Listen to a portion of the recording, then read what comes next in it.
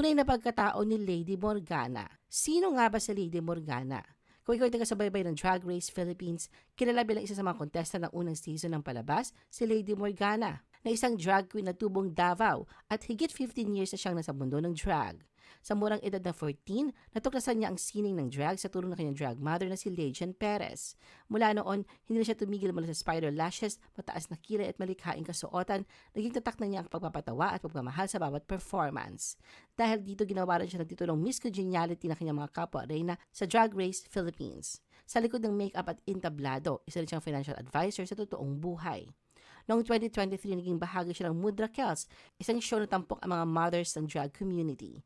Ngunit ngayong 2025, nalantad sa publiko ang isang kontrobersya. Si Lady Morgana ay nakusahan ng fellow drag artist na si Mystic Lixie ng hindi kaaya-ayang kilos matapos magsama sa ilang events at hotel stay.